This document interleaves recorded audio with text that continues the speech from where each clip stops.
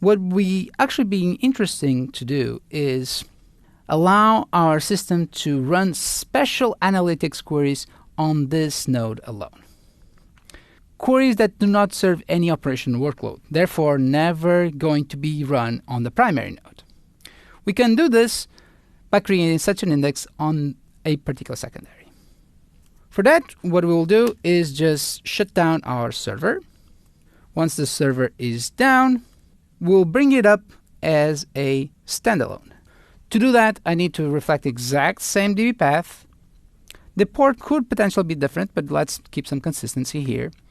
But the important thing is that we are loading a MongoD using the same previously set up R2 DB path to load this machine without a replica set configuration in place. So bringing it up as a standalone node. Once I do that, and I connect to the node on port 27002, I can confirm that this instance is no longer running on a replica set enabled mode. Not running with --repl set, also telling me no replication enabled, which is great. This is exactly what we wanted. Okay, so let's create a specific index to support our analytical query. In this case, we want to be able to index the full address information and the restaurant's type of cuisine.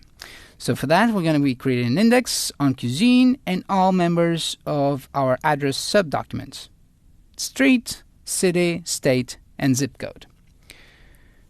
Once we do that, and as you can imagine, this is going to be a large, beefy index that is only going to serve a set of specific queries from the analytical workload.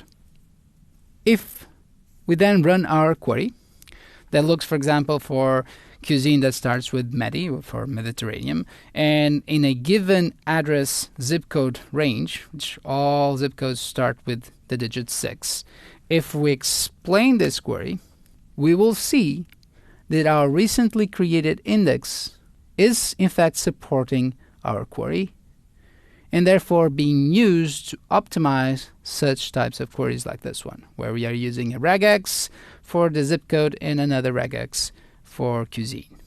All right, so apparently we've done our job here. So let's go ahead and shut down the server once again. Once we shut down the server, we can then relaunch our MongoD by just basically relaunching with the configuration file that we previously set.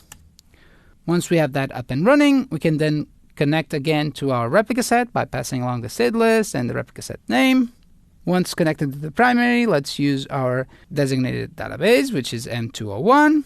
And if we run the previous analytical query that looks for cuisine and zip code in a range using regex, as we've seen before, on the primary node, we will see that we are no longer using the index. So what happened?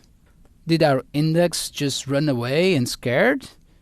No, not at all. Our Brave index will only be utilized if we run this query on the designated secondary node. So let's do just that. Let's go ahead and connect again to our 27002 priority 0 passive node. Once we connected, we need to again to enable reading from secondaries with sets label k. And if we run the query again, now under a replica set, no longer in a standalone mode, we can see that our index is being used to support this particular query. Let's recap what we learned today. Again, let's reinforce that it is not an unusual setup for our indexes.